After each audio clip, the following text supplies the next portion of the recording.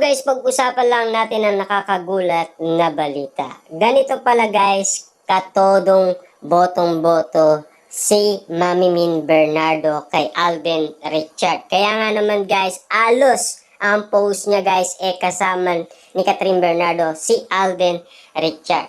Ganito pala ka-close si Alden kay Mami Min Bernardo. Laging update sa IG post si Alden kasama si Catherine Bernardo. Diba guys, napakagandang kwento at napapakilig tayo guys at napapawaw tayo guys sa mga nangyayari umano para kay Alden Richard. Dahil siyempre guys, nilinaw na yan ni Mami Min Bernardo na ang uling manliligaw ni Catherine Bernardo, yun lang ang bet nila. Ibig sabihin guys, pasok na si Alden Richard sa pamilyang Bernardo. Siyempre guys, pasok na rin siya sa puso ni Catherine Bernardo. Diba? Alam naman natin guys, magmumula ang kasagutan dyan guys sa mga magulang. Diba? Siyempre guys, kanino ba nanggaling yung pamamaalam ni Catherine Bernardo bago nanligaw si Daniel Padilla? Diba kay Mami Min, tinanong muna guys ni Catherine Bernardo si Mami Min kung pwede daw manligaw si Daniel Padilla. At dali-dali din siya guys tinanong ni Daddy Teddy Bernardo kung okay daw yung lalaking nanliligaw sa kanya.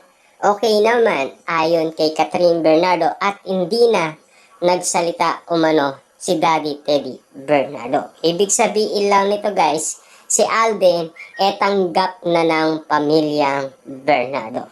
Ibig sabihin, lahat sila guys ay pumapayag kay Alden Richard. Ibig sabihin, malaki talaga guys ang pag-asa ni Alden Richard kesa sa ibang manliligaw ni Catherine Bernardo. Ibig sabihin lang nito guys, talagang botong-boto sila kay Alden Richard.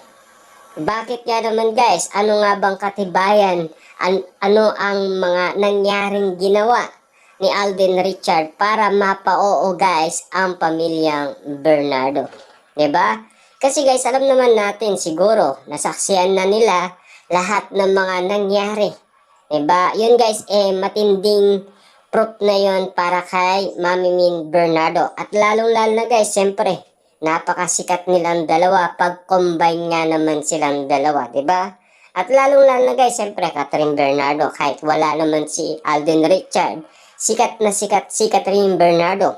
Naging top 1 sa Instagram, naging top celebrity sa ABS-CBN. At dagsa lahat ng mga endorsement, diba? At lalong-lalo na guys, siyempre, pinagkakaguluan pa siya sa social media. Kaya nga naman guys, nag-init ang mga endorsement sa pangalan Catherine Bernardo. Kaya nga naman guys, malaking tiwala nila kay Catherine Bernardo. Bakit? Siyempre guys, ika nga ni Christopher Min, lagi daw top market lahat ng endorsement ni Catherine Bernardo. Siyempre, ano pa ba guys ang pinaka?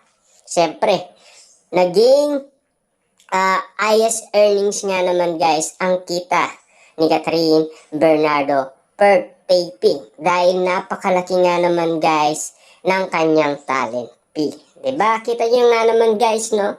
Grabe nga naman. Noon pa man guys, successful na ang kanyang movie. Diba? Hindi lang yan guys, siyempre. Naging successful nga naman guys, bukod pa sa lahat, siyempre, yung movie nilang dalawa ni Alden Richard. Kasi naging highest earnings, 'di ba? Siya ang kauna-unaan guys na highest earnings sa buong Pilipinas. 'Di ba? Ang Hello Love Goodbye. Siyempre guys, paano naman guys ang kanilang ikalawang movie? Pag pinag-combine sila guys, mas dagsa lahat ng fans. Parami ng parami guys ang mga fans, 'di ba? Lalong kinababaliwan guys ang mga cut din pag sila ay nag-combine. Diba?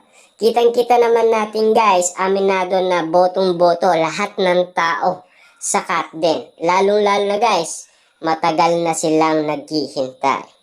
Siyempre, mas lalo pa silang nag-iintay at nag-iinit sa pag-amin nila na sila na. Diba? Marami kasi guys abangers, maraming sabik, marami talagang nag-iintay sa pag-amin nila. At lalong-lalo na guys, marami ang nag-iintay sa press con ni Alden Richard. Kung kailan nga naman guys, magkakaroon ng press con. Eh, siyempre guys, kita nyo nga naman guys, no? Marami na nag-iintay, marami na ang sabik, marami na rin ang abangers sa kanilang dalawa. Ano na nga ba guys ang kwento na kwento ng mga ibang tao? Lalong-lalo na guys sa mga celebrity, nakikisali na rin dahil siyempre, spotted nga naman kasi sila ng dalawa. At lalong-lalo na guys, siyempre, botong-boto na ang pamilyang Bernardo. Tanggap na guys at panalo na si Alden Richard. Ibig sabihin, si Alden Richard na guys ang tama tao para kay Catherine Bernardo. Siyempre guys, hindi naman magsisisi si Catherine Bernardo sa pagpili kay Alden Richard. Lahat naman siguro guys ng mga pagsubok na binigay ni Catherine Bernardo kay Alden Richard ay napagtagumpayan niya. Lahat ng mga ginawa niya noon guys na mga pasaway moves na mo guys kung mababadtrip nga naman si Alden Richard. Pero hindi guys pasaway din naman kasi guys si Alden Richard. Alam naman natin guys, Alden Richard yan sanay din yan sa joke guys nasanay yan sa Itbulaga. Diba? Alam naman natin guys Alden Richard kapag yan nagbigay ka ng joke, papasahan ka rin yan ng joke. Pag nagpasaway ka, papasahan ka rin ng pasaway. Siyempre guys, hindi naman katulad ni Daniel Padilla. Medyo seryoso kasi guys si Daniel Padilla. Diba? Alam naman natin guys, pag pinagtugma natin yung dalawa, si Catherine at Alden Richard, parehas nga naman silang kalog at pasaway. Kaya nga naman guys, bagay na bagay silang dalawa. Bukod sa kanilang chemistry. Siyempre guys, ayon kay Marvin, love and chemistry, hindi daw yan fake. Hindi daw yan fake news. Diba? Kasi, ibig sabihin lang yan, legit. Kay Marvin na mismo, galing yun guys Lalong-lalo na, meron pang reaction umano si Joros na nagpapatunay guys na talagang naaalata na ang cat din sa kanilang mga kinikilos. Diba?